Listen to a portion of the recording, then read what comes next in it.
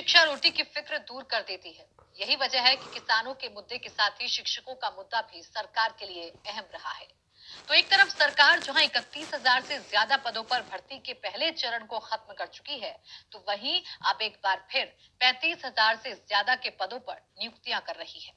ये सारी नियुक्तियां 69,000 पदों के लिए की जा रही हैं। हालांकि हम जिस रिपोर्ट की बात करने जा रहे हैं, उसमें मसला शिक्षकों के तबादले से जुड़ा है, जिसमें अब गांव और शहरों के बीच खींची गई लकीर को मिटाने का फैसला किया गया है।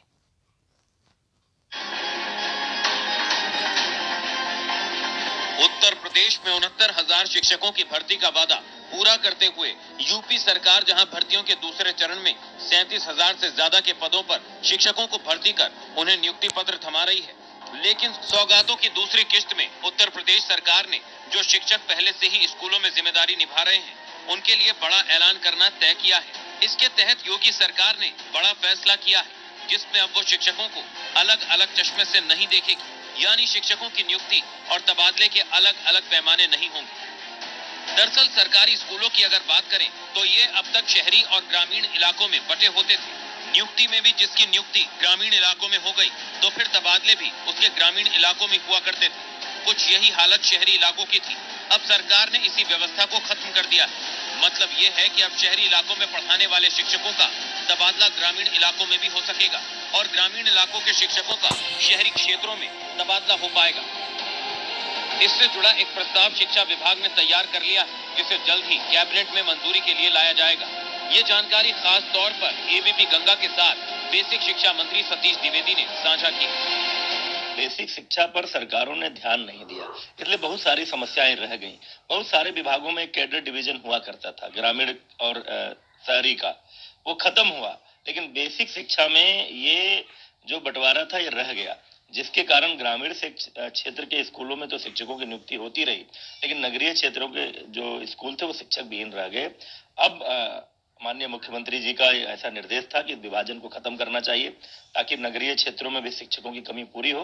हम इस विभाजन को खत्म करने जा रहे हैं। ग्रामीण और शहरी का जो कैडर डिवीजन था, इसको खत्म करने जा रहे हैं। जल्दी ही कैबिनेट में इसका प्रस्ताव लाएंगे, कैबिनेट की सहमति से इसको समाप्त करेंगे। और जब ये विभाजन समाप्त हो जाएगा तो हम ग्रामीण क्षेत्रों में जिन स्कूलों पर हमारे सरप्लस टीचर हैं, उनको नगरीय क्षेत्रों में कर एक उसका पैरामीटर बनाएंगे कि किसको ग्रामीण क्षेत्र से नगरीय क्षेत्र में शिफ्ट करेंगे। लेकिन नगरीय क्षेत्र के भी सभी जो रिक्त पद हैं शिक्षकों के, उनको भरेंगे। शिक्षा मंत्री का मानना है कि इससे शहरी स्कूलों में शिक्षकों की कमी दूर हो सकेगी। बेसिक शिक्षा मंत्री के मुताबिक भर्तियां ग्रामीण इलाकों के स्कूलों के लिए की जा रही हैं, जिसकी वजह से शहर के स्कूल में शिक्षकों की कमी रहती है। इसके साथ शहरी स्कूल के टीचरों के लिए बड़ा मुद्दा प्रमोशन भी हुआ करता था, क्योंकि व्यवस्था के तहत जूनियर हाई स्कूल और उच्च माध्यमिक विद्यालयों की संख्या कम होने की वजह से प्राइमरी के शिक्षकों का प्रमोशन होते हुए भी वो प्राइमरी में पढ़ाने को मजबूर रहते थे। हालांकि सरकार के इस प्रस्ताव पर शिक्षकों ने भी खुशी जताई। हम सभी शिक्षकों में सरकार के इस कदम से बहुत प्रसन्नता व्यक्त है कि सरकार ने नगरीय क्षेत्र और ग्रामीण क्षेत्र का जो कैडर विभाजन था, उसे समाप्त करके सभी शिक्षकों को एक समान कार्य करने का मौका प्रदान किया है।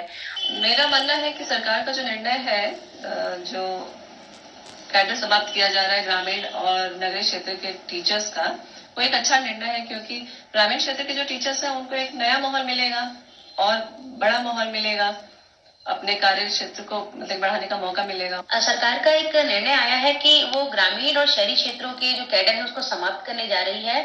मेरे विचार से ये एक सकारात्मक कदम है, क्योंकि इससे क्या होगा कि पहले तो शहरी जो क्षेत्र है उसमें शिक्षकों की कमी दूर होगी।